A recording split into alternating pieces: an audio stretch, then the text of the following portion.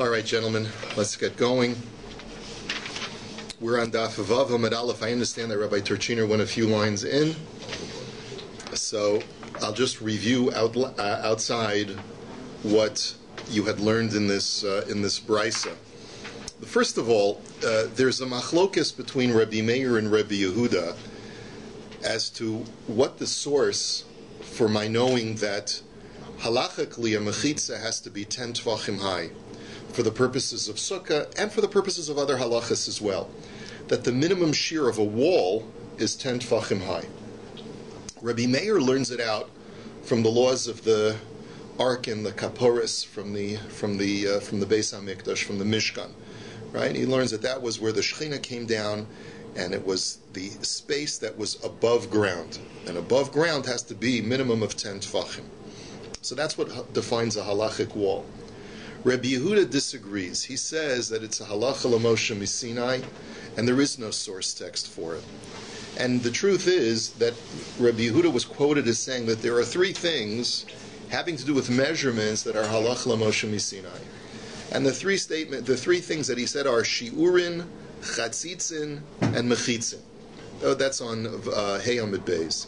Shiurin means halachic measurements of sizes of objects, such as how much food do I have to eat, how much bacon do I have to eat in order to get makas, how much substance do I have to carry outside on Shabbos in order to be chayiv, how much food do I have to eat on Yom Kippur in order to be chayiv, etc. How large does the aperture in a broken vessel have to be in order for it to no longer be subject to tumah, etc., etc. The next halacha is chatzitzin, which is the law of chatzitza, of an impediment on my body that prevents the mikvah from making me tohor if I have something on my body that acts as an impediment. And the third halacha that he said is halacha l'Moshe Misinai is mechitzin, are the walls, the laws of walls. So the Gemara is running through each one of these three things. So the first thing that was discussed on Daf Vav Amud Aleph is the law of shiurin, which is halachic measurements. And the Gemara said, how can you tell me that shiurin are a halacha l'Moshe Misinai? There's an extensive brisa which tells me that we have a pasuk which extols the 7 types of produce of Eretz Yisrael, based on the pasuk in Akev, Eretz chita u'sa'ora v'gefen u'sa'ina v'rimon, Eretz zeis shemen u'devash. And that pasuk is not just extolling the quality of produce, but it's also telling me that each one of these 7 fruits has a halachic application as far as measurements are concerned. So, for example, the law of the olive is for most shiurim, as far as eating forbidden materials or becoming tamei. A chita is as far as eating a half a loaf of wheat bread, as the amount of time that it's going to take for my clothes to become tamei if I walk into the house of a mitzorah. The date is how much food, the size of food I have to eat in order to incur a penalty on Yom Kippur, and so forth and so on. So, how can you tell me that this is a halacha l'Moshe Misinai if the brisa tells me that these are all based on scripture? These are all explicit in the pasuk. Answers the Gemara, and this is where we're up to. Alma deoraisen, so we see that they are Torah law. So the Gemara says, "V'tispira shiurin miksivi." So the Gemara says, well, how can you think such a thing? Since when are the measurements written in the Torah? All the Torah does is talk about these 7 different kinds of produce. It doesn't actually itemize the measurements and the halachas that apply to those measurements. So ela hilchas aninhu ukra asmachta ba'almahu. Rather, says the Gemara, this is a halacha l'Moshe Misinai, all of these different halachic measurements, and the pasuk is a mnemonic. It's the way that the Chachamim were able to append the halachas and their respective measurements to something in the Torah. That's usually how we explain what an asmachta is. But it really is a halacha l'Moshe Misinai without real scriptural basis. Okay? Let us go on. Chatzitzin. That's the next discussion. And the Gemara says here too, how can you tell me it's a halacha l'Moshe Misinai, which implies that it has no scriptural source? That too is deoraisa ninu. Dichsiv v'rachatz es b'saro b'mayim. The Torah, in talking about the purification of the mitzorah, says that when it comes time for him to be matayr himself, he has to bathe his entire body in water. which means he's got to go to mikvah. And what we learn from that pasuk, es bisaro, all of his flesh, shelo yehi davar chotzeitz beino levein hamayim, that there cannot be any impediment between him and the water. It's got to be his entire body. So that's not a Mosaic tradition. That's not a halacha l'Moshe Misinai. That's mamash state in pasuk. So the Gemara answers, Ki asoy hilchasa l'sa'aro. The Gemara answers, no. There's an additional Mosaic tradition that not only can there not be any chatzitza on his body, there can't even be a chatzitza on his hair, which really isn't your body. It's an appendage of your body, right? It's not a living organism, your hair. It's an appendage to your body. So therefore, Kid Rabba bar bar Chana, the Amar Rabba bar bar Chana, Nima achas keshura chotzetzes, shalosh einon chotzetzos, shtayim eini yodeya. So he had made a statement that says, what constitutes a chatzitza in hair? And he specifically is talking about knots, because there are different kinds of knots. Some knots are loose, and the water can permeate the knot, and some knots are very tight, and water can't get in. He says if you take one strand of hair and you tie it in a single knot, water can't get in, it's too tight. If you have 3 strands of hair, because hair is stiff, and you can never really tie it so tight that water can't get into a 3-strand hair, 3 strands of hair that are tied in a knot, so that's not a chatzitza. He says 2, I'm not so sure about. 2, he says, I'm a suffik whether that's a chatzitza or not. But the Gemara then says, okay, fine, but you're telling me that hair is what's the halacha l'Moshe Misinai part of chatzitza, but saro nami deoraiseninu dichsiv v'rachatzes bisaro b'mayim es hatafel lebisaro umayni usaro. We have the Brisa continues, and it tells us that when the Torah says he shall bathe his flesh in water, it says es bisaro. We darshan the word es to tell me that it's that which is tafel to, that which is ancillary to his body, which is, and what is ancillary to a person's body? It's your hair. I mean, unless you're a hippie and you got more hair than body, but for most people, their hair is ancillary to their body, and therefore it's es bisaro. But you see, it's also in the pasuk as well. So the Gemara says, "Ki asay hilchasa l'Rabbi Yitzchak." You're right, but we still need the pasuk for Rabbi Yitzchak to tell me a special halacha of hair. The Amar Rabbi Yitzchak devar Torah rubo umakbid alav chotzeitz v'she'eno makbid alav eno chotzeitz. Let's explain this very carefully. Rabbi Yitzchak says midioraisa. The only time a chatzitza is a problem, and it comes out from the poskim that this is not only addressing hair, but it's addressing skin and hair as well. The only time a chatzitza is a problem is you need 2 criteria. Number 1, it's covering the majority of your body, and number 2, it bothers you. But, however, if it doesn't bother you and it covers the majority of your body, let's say you're a performer for the Blue Man crew in Vegas, right? So you're covered with blue paint from head to toe. Can you go to the mikveh? Sure, that's my job. I work as a blue man, right? So therefore I can go to mikveh midioraisa. Or let's say you have a so he says, so therefore, or if you have a chatzitz on your body and it bothers you, you have some paint on your hand, but it bothers you, you wish you could get it off. Midioraisa, you can still go to mikveh. However, v'gazru al rubo she'eno makbid mishum rubo hamakbid, ve'al mi'uto hamakbid mishum rubo hamakbid. So really, that's the halacha l'Moshe Misinai. The halacha l'Moshe Misinai is you need to have 2 criteria fulfilled in order for something to be a halachic chatzitza. The rabbis added on to the halacha l'Moshe Misinai, and they said that if you have something covering the majority of your body, even when you're not makbid, it's still a chatzitza. So if you remember the Blue Man crew, then your going to the mikveh will not work only midrabanan. You have to go back again. But midioraisa, your tefillah worked. Or if you have a little bit of paint that bothers you on your hand, only midrabanan do you have to be ritoivel. But that's the rabbinic law. So the rabbinically, it doesn't work. So frek the Gemara v'ligzor nami al miuto she'eno makbid mishum miuto hamakbid inami mishum rubo she'eno makbid.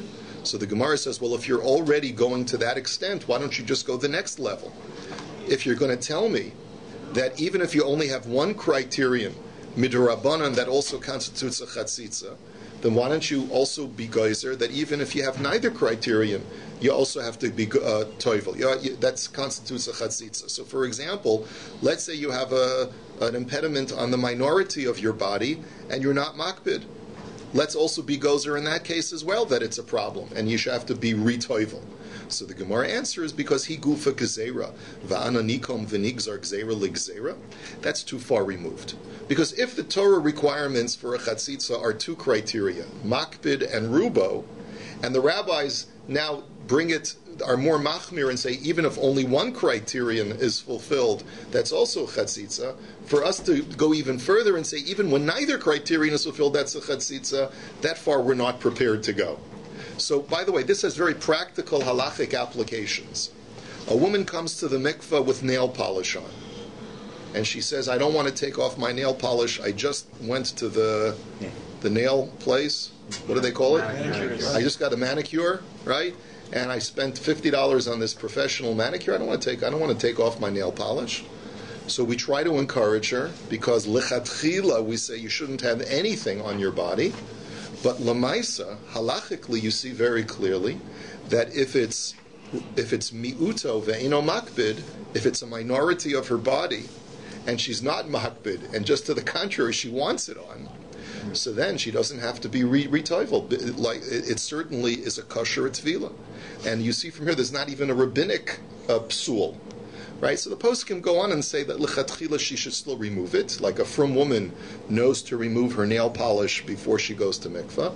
But many times we have women who are not so meticulous, and we don't make an issue about it. Okay. So now the Gemara now says mechitzin hada amran. Okay, so now we've covered the second category. In what sense are chatzitzas halacha l'Moshe misinai? That law which says that midioraisa you need to fulfill two criteria of both rubo and makbid in order for it to be a halachic chatzitza. But the hair is still a problem. The knots, the one knot. If each one of your hairs the majority of your hairs are knotted in one knot strands, so then that's a chatzitza halacha l'Moshe misinai. Meaning, like if you're a Rastafarian and you want to go to mikveh, right? More than two. So I don't even know. Who knows? I'm not even sure what they do to their hair, right? But that could constitute a chatzitza because it's the majority of the hair. More machmir with the hair than the skin. Well, that's a whole that's a whole discussion in Tosfos and Rashi as to whether this is only the hair or the skin. It seems like many Rishonim learn that it's equal. It's both the hair and the skin. By the hair and the skin, it's only an isser. It's only a problem of chatzitza midioraisa if the majority of the hair, the majority of the skin, have this chatzitza, have these knots. So now let's go on. Mechitzin hada amran, and as far as the third thing that is a halacha l'Moshe misinai, we just mentioned that a 10 tefach wall is the criterion for a sukkah, and for other halachos, that's a halacha l'Moshe misinai. So now the Gemara says, Hanicha l'Rebbe Yehuda, Ela l'Rebbe Meir, Ma'ika l'Meimar. So we had started off by saying that this in itself is a machlokas between Rebbe Meir and Rebbe Yehuda. Rebbe Meir had said that I learned the law that a mechitza has to be 10 tfachim, not from a halacha l'Moshe misinai, but from the psukim about the Aron Kodesh. So if that's the case, how does he shtim? How does he reconcile with the brisa that says that it's a halacha l'Moshe misinai? So the Gemara answers, Ki asoi hilchasa l'gud v'lavud v'dofen akuma. Because there are many other halachas that are not learned from the pasuk of the Aron Kodesh, even according to Reb Meir. We had seen these three halachas already. Good achzik and good achis mechitzta means that if you have a mechitza of 10 tvachim high, then you can imagine it traveling up to Shemayim. So where does Reb Meir know that from? That's a halacha l'Moshe misinai. Lavud. If you have a wall that's elevated above the ground, as long as it's within 3 tvachim of the ground, it's considered connected to the ground, that's lavud. That also we learn halacha l'Moshe misinai. Dofen akuma, remember we learned our friend Dofen akuma, when you have the ceiling caves in, and you have some remnant of ceiling on the sides, as long as there's less than dalet amos of ceiling on any one area, we say that you view the wall as being bent, and really it's a continuation of the wall, and you have a schach connected to the wall. That's also halacha l'Moshe misinai. We'll learn there are other applications of halacha l'Moshe misinai, both according to Reb Meir and Reb Yehuda as we go along. Now let's go on. The she'ein la shalosh defanos. We now go back to our Mishnah. Our Mishnah told us that a sukkah has to have at least 3 kosher walls. If it doesn't have 3 kosher walls, it's not kosher. Now, Tana Rabbanan, Shtayim kihul chasan ushlishis afilu tefach. You need to have 2 full walls, and the third wall doesn't even have to be a full wall. It can even just be a tefach. How the tefach is positioned, we'll learn in a few minutes. So, the question is, where do we get this from? But Reb Shimon Oimer Shalosh Kihil Chasan Urevias Afilo Tefach. Reb Shimon disagrees. He says you need 4 walls in a sukkah. You need 3 full walls, and the 4th wall could be just a tefach. By the way, what is a full wall? What's the minimum width of a full wall? 7 tvachim. We've seen that before already, because the minimum shear of a sukkah is 7 tvachim. Okay. So, b'mai kamiflagi. What's the machlokas? This is a very famous machlokas. Rabbanan savr yesh aim l'mesoris, Reb Shimon savr yesh aim l'mikra. The Rabbanan say we give primacy to the way something is written in the Torah, and Reb Shimon says we give primacy to the way that something is read, the way that we hear it when it's being read in the Torah. Now let's explain this. You'll see what this means in just a moment. Rabbanan savr yesh aim l'mesores, basukos, basukos, basukos, harei kan arba. So the Rabbanan say you look at the way something is spelled in the Torah, and you interpret the psukim accordingly. When the Torah writes the word basukot appears 3 times in the Torah. The first 2 times it's written without the letter vav, and therefore, even though normally basukos, when it's written normally, it has a vav that implies 2. When it's written without a vav, it implies 1. It's not written in 3 words in a row. It's written in 3 different psukim. All right, okay. And so basically, what we have now is we have basukos 1, basukos 2, and basukos with a vav. Now we have 4. So dal chad legufe. Subtract 1 word basukos, which is needed in order to tell you the primary halacha that there's a mitzvah of living in a sukkah. And now you have pashu lahu tlasa. Now you have 3 extra sukkahs to apply to a drasha, to apply to a hermeneutically derived principle. So shtayim ki hilchasan ve'asay hilchasa ve'gar asa lishlishis ve'ukma atefach. So therefore, you have these 3 sukkos to tell you that you need 3 walls, and the halacha l'Moshe Misinai tells you that the 3rd wall does not have to be a full wall; it just has to be a tefach. So basically, the Gemara is saying it's a combination of scriptural derivation and halacha l'Moshe Misinai. The scriptural derivation is 3 walls. The halacha l'Moshe Misinai is that the 3rd wall does not have to be a full wall; it just has to be a tefach. Rabbi Shimon Savar yesh aim la mikra. He disagrees, and he says you give primacy to the way that you hear the words recited when someone reads the words to you. And therefore, there is no distinction between basukos with a vav and basukos without a vav. It's basukos, basukos, basukos, harei kan sheish. That you have 3 times the word sukos, which implies 2 is written. So you have 2, 2, 2, that's 6. Dal chad kra legufe. You need 1 of those words, basukos, to tell you that there's a primary halacha of living in a sukkah. You can't use that for a drasha. You can't use that for hermeneutics. And therefore you have basukos, basukos left over. That's 4. Pashu lahu arba, so you have 4.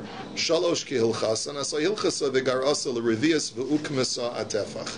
And therefore you have, that tells you that you need 4 kosher walls for a sukkah. The halacha l'Moshe Misinai that says that the 4th wall doesn't have to be a complete wall; it can just be a tefach. So that's one way of understanding the machlokas between the 2. The iboyasema, I'll give you another possibility. Dekule alma yesh aim l'mikra. Everyone holds that you go according to the way that it's recited and the way that you hear the words. V'hacha b'haka miflagi, and the machlokas is as follows.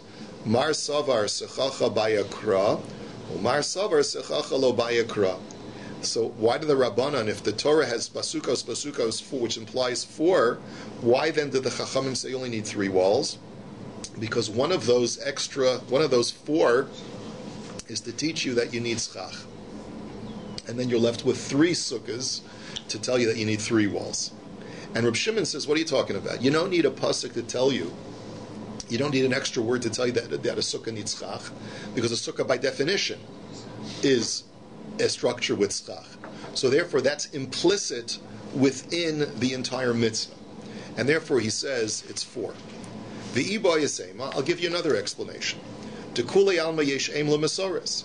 That everyone, both the Chachamim and Reb Shimon, hold that you go according to the way that it's spelled, and not the way that it's recited.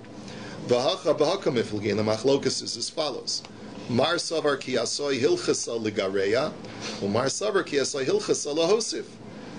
We know that there's a halacha l'Moshe miSinai, but up until now we had been understanding the halacha l'Moshe miSinai allows you to subtract the width from the last wall. But perhaps the machlokas between the Chachamim and Reb Shimon is, does the halacha l'Moshe miSinai allow you to subtract, or does it require you to add? Everyone holds that you need 3 kosher walls, and the Chachamim say the halacha l'Moshe miSinai allows you to subtract from that 3rd wall and make it into 1 tefach. But Reb Shimon says no. Reb Shimon says you need 3 walls, and halacha l'Moshe miSinai requires you to add a tefach to the 3 walls to get a total of 4. That would be another way of understanding the machlokas. The Iba Yasema, I'll give you They're both not saying it comes to add. What? No. So once again, When was if both, ligroa, right? That's the Chachamim. The Chachamim say ligroa means that you need 3 walls, but that the 3rd wall doesn't have to be complete. No, I misread. Right? Yeah. Okay, got it. The Iba Yasema, dekule alma ki asay hilchas ligareya. I'll give you another answer. Everyone holds that you go according to the way that it's written, and everyone holds that the halacha l'Moshe miSinai is coming to reduce the shear, not to add on to the shear. V'hacha b'dorshin techilos kamiflagi, mar saver dorshin techilos, and mar saver ein dorshin techilos. Now we had worked with an assumption up until now that you need the first word basukos to tell me the primary halacha, and you can't use it for hermeneutics. You can't use it to derive additional halacha.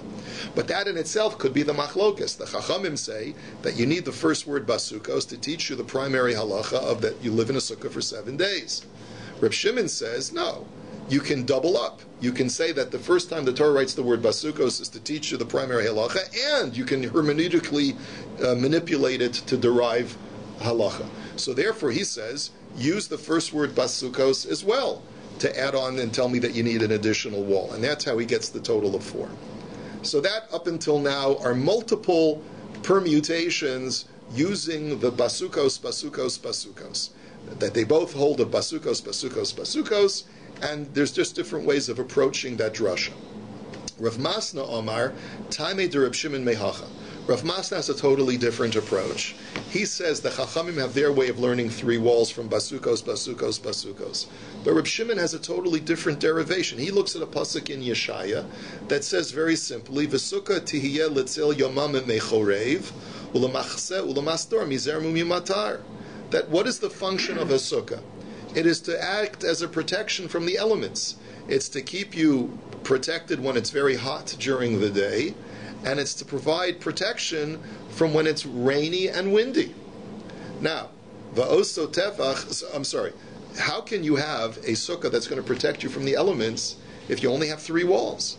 If you only have 3 walls and it's windy and it's rainy, that wind and rain is going to blow in from the 4th side. So therefore, you have to conclude, says Reb Shimon, that the Torah really does require 4 walls based upon the prophet's definition of what a sukkah is.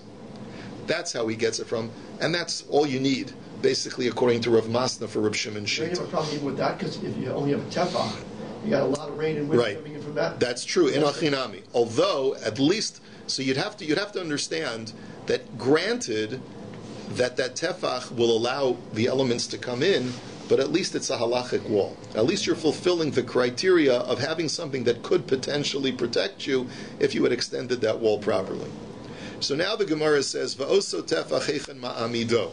So now the question is, that for that 3rd wall, according to the Chachamim, where do you position it? So Amar Rav ma'amido keneged hayotzei.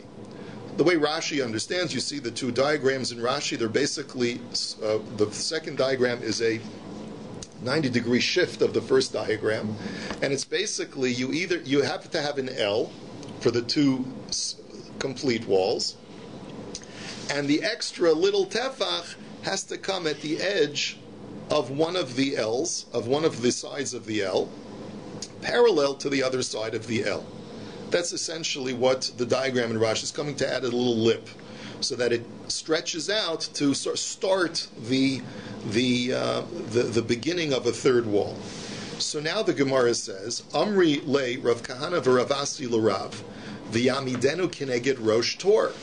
I don't understand. Now, there's a lot of complexity to this Gemara that we won't be able to delve into today. There's a big shaila about what the correct girsa in Rashi is, but the way that we have Rashi in front of us is that he's asking the Rav Kahana and Rav Asi are asking a very simple question. We assume that if you're going to be adding this third wall, which is a tefach, you want to be able to position it in such a way which will, in the best possible way, enclose the sukkah. If you're only adding a tefach and you want to demonstrate that you're trying to create an enclosure, wouldn't it be better to position it diagonally so that it's not only connecting to the wall that it's connected to, but is starting to connect to the other wall as well? So therefore, position it, like he says, keneged rosh tor, like the head of the tip of a plow, which apparently has this diagonal configuration, like you see in Rashi, in order to pull up some of the dirt. So Shasik Rav didn't have a response to that. Itmar Nami, it was also stated, Omar Shmuel Mishmei Delevi, Ma'amido keneged hayotze, that they also said that you position it like we had said, like a little bit of an addition, extending outwards and parallel to the opposite wall. And that's the way they paskin in the base medrash. However, Rabbi Simon v'Tema Rabbi Yeshua ben Levi Omar Oselo tefach shochek uma'amido bepachos mishlosha tfachim samach ledofen b'chol pachos mishlosha samach ledofen kilavud dami. He has a totally different approach. He says that the halacha l'Moshe Sinai is not so liberal as to tell you that all you need is a one tefach wall. That's not what the halacha is. The halacha l'Moshe Sinai is that you need to have the majority of a 7 tefach wide wall. What's the majority of a 7 tefach wide wall? 4 tefachim. You need to have at minimum a 4 tefach wall. However, even within that minimum, there's a liberal issue, which is lavud. And that is, if you can, through the principle of lavud, establish a wall that's 4 tefachim wide, then you're okay. So how do you do it? Look at diagram Bays on the margin of the Gemara. You have to distance that 1 tefach slat 3 tefach, a little bit less than 3 tefachs distance from the edge of the wall. And you have a tefach shochek slat, which is slightly larger than your standard tefach, so that it dips into the 3 tefachim, and you get a combination from the edge of the wall to the outer edge of the slat will be a total of 4 tefachim, and that's why it's considered to be a kosher wall, not a 1 tefach wall, but a 4 tefach wall, and that's how we paskin in Shulchan Aruch. Shulchan Aruch actually says this, that this is the minimal requirement, like Rabbi Simon says, that if you want to have a third wall that's only a tefach, you've got to position it in such a way where you end up with a total of 4 tefachim distance using the principle of lavud. In a practical sense, I have a situation downtown where I have a wall like this, a wall like this, and I've had boards this way, which is only really 2 walls. But if I want to put just anything to hang there to make it look like a third wall, and it's like there's a wall there and a wall there. So the answer is, yes. Send me a photo. Okay. Take a photo, scan it, yes. And email it to me. Okay. And I'll tell you, because there are many, many different circumstances that can go into whether it's kosher or not kosher. Okay. Is it, the question is, what is the material of the wall? And is the wall, are you applying principles of lavud? Is it going all the way down to the ground? Is it underneath the SUKKAH? Okay. All of these will play a role in determining the kashrus of a wall. So anytime, there's a famous story about a guy who goes to the Rebbe and says, Rebbe, what's the minimum requirements that I need? The Rebbe goes to his Shulchan Aruch and he builds his sukkah. And he comes to the Rebbe that night and he complains. He says, Rebbe, my candles went out in the sukkah. What do you expect? All right? Obviously you can get by the minimum, but if you want to have a nice sukkah that you can enjoy and that's the winds, they're not going to blow out your candles, then, have a wonderful day.